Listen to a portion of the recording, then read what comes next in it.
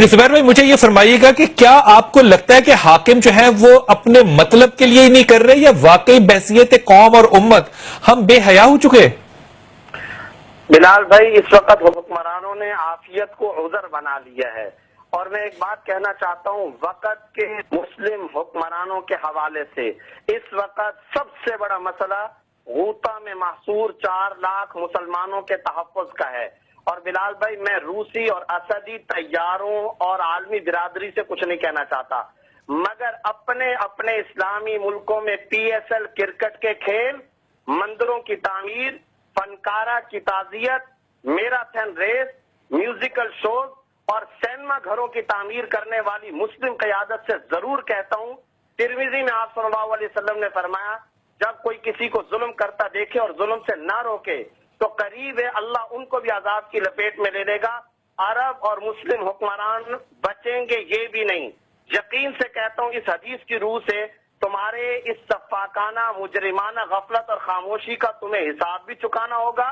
عشرت قدے اور عیاشی کے محلات تمہارے بھی نہیں بچیں گے۔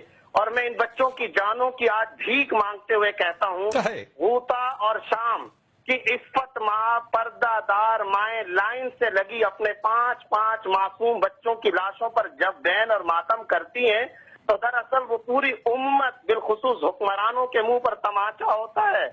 بے حس اور بے ضمیر سینے میں پتھر رکھنے والے مسلم حکمرانوں سے کچھ بھی کہنے کا دل نہیں، لیکن پھر بھی لاچاری اور مجبوری کی جھوٹی تسلی کی خاطر ہی دامن پھیلا پھیلا کر بھیک مانگ کر کہتا ہوں، خدا غوطہ اور شام کی ان معصوم کلیوں اور ماؤں بہنوں کو ظالم درندوں کی بمباریوں سے بچائیں۔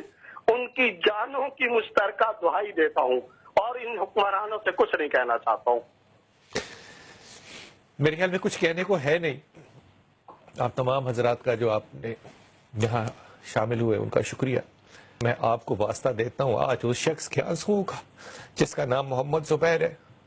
خدا کی قسم میں شاید اپنے کردار کی قسم نہیں کھا سکتا، لیکن اس کے آنسوؤں کی ایمانداری کا میں حلف اٹھا سکتا ہوں۔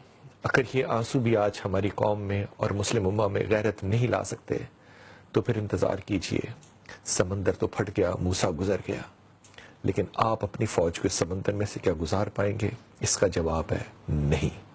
اپنی دعا میں یاد رکھیے گا۔ اللہ بہت سلامتی دے اور سلامتی دینے کی توفیق دے۔